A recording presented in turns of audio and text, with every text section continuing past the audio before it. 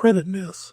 As a credit analyst with over 30 years of experience evaluating consumer credit profiles, analyzing risk patterns, and educating clients about their credit worthiness, I've encountered an alarming amount of misinformation surrounding credit scores and financial behavior. These myths don't only cloud public understanding, they often lead to costly decisions that hinder financial goals, from securing home loans to qualifying for better interest rates.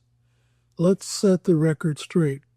Below are the top 10 credit myths that I encounter regularly, followed by facts that debunk them. Myth: checking your own credit score will hurt it. This myth indicates that many believe that simply viewing your own credit report or score will negatively impact it. The truth is, this is a persistent myth rooted in confusion between hard and soft inquiries.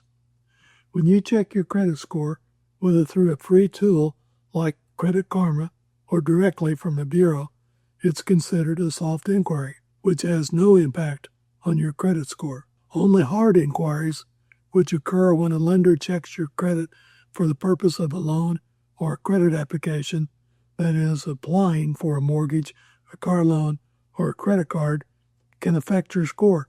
Even then, one or two hard inquiries only have a minor, short-term impact. Pro tip: regularly checking your own credit helps you detect errors and identify theft early. You're entitled to a free credit report annually from each of the credit bureaus: Equifax, Experian, and TransUnion. Myth: carrying a balance improves your credit score. This myth indicates that keeping a small balance on your credit cards month to month helps to build credit. The truth is, this is both false and expensive. Carrying a balance does not improve your credit score. In fact, it can hurt your credit by increasing your credit utilization ratio. That's the percentage of your available credit that you're using. High utilization is one of the biggest factors in lowering scores. Moreover, carrying a balance means that you're likely paying interest, which is unnecessary if your only goal is to boost your credit. Pro tip: the best strategy is to use your card regularly but pay off the balance in full every month. Myth: closing old accounts will boost your score. This myth indicates that if you're not using a credit card, you should close it to raise your score. The truth is, closing an old account can actually lower your credit score. Here's why. 1. It shortens the length of your credit history, which makes up about 15% of your score.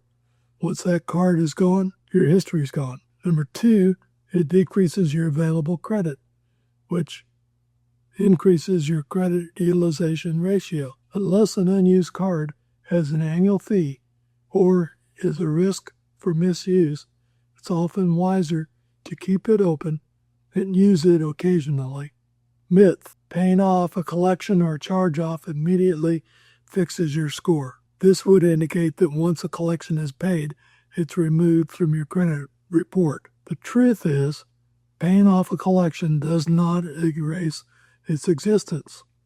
The account will typically remain on your credit report for 7 years from the original delinquency date, even if it's marked as paid. However, paying collections may slightly improve your score, particularly under the new scoring models, which are FICO 9 and Vantage 10 scores, which ignore paid collections when calculating your scores. Pro tip: if you're negotiating a payoff, ask the collector for a pay for delete agreement where they agree to remove the account for you paying it off. Myth: you only have one credit score. This myth indicates that there is only one universal credit score that all the lenders use. Truth is, there are dozens of scoring models, and your score can vary based on the model. There's FICO scores and Vantage scores. Those are the two main models. The bureau providing the data and the purpose of the inquiry, whether it's an auto loan, a mortgage loan, etc., For example, FICO 8 is widely used by lenders. FICO 10 and 10T are newer but less adopted. Mortgage lenders often use older versions like FICO 2 and FICO 4 and 5. So if you've ever wondered why your credit score seems different depending on where you check it, that's why. Myth: income and bank balances affect your credit score. This myth indicates that the higher income or large savings accounts that you have may improve your score. The truth is, credit scores are based on credit behavior, not wealth. Your salary, your net worth, or your checking account balance does not appear on your credit report and has no direct impact on your score. However, income can indirectly influence your credit by 1. Helping you to qualify for larger credit lines, which helps your utilization. 2. Making it easier to pay bills on time, improving your payment history. But the score itself is blind to how much money you make. Myth: debit cards help build credit. This myth indicates that having debit cards and using them responsibly will help your credit score. The truth is, debit cards are linked to your checking account, not a line of credit.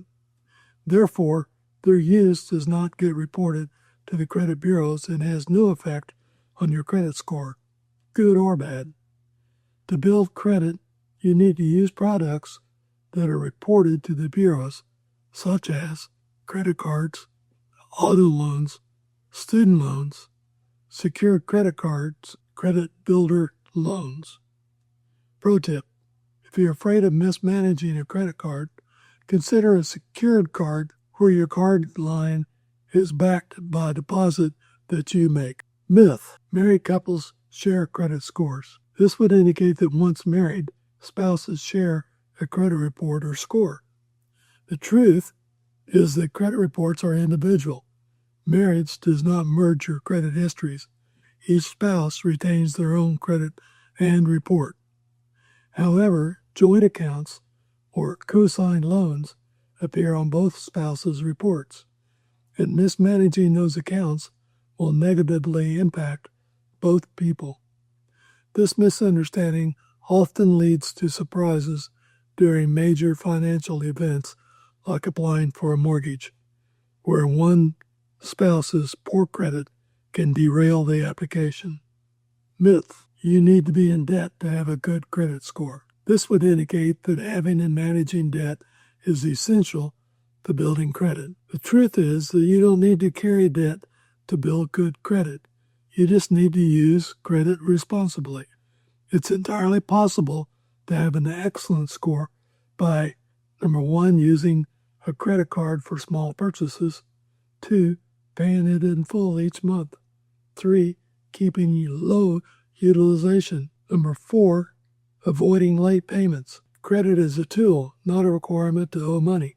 The key is activity, not debt. Myth: a poor credit score lasts forever. This myth would indicate that when your score drops, it will take a lifetime to fix. The truth is that while a damaged credit history can take time to repair, it's absolutely possible to rebuild credit with consistent positive behavior.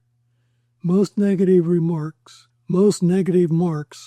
like late payments or collections, fall off after 7 years, and their impact lessens over time. Rehabilitation strategies include making payments on time consistently, lowering your credit utilization, becoming an authorized user on a responsible person's card, taking out a credit builder loan, avoiding new hard inquiries. With effort and discipline, even someone with a score in the 400s can move into the 700s within a few years.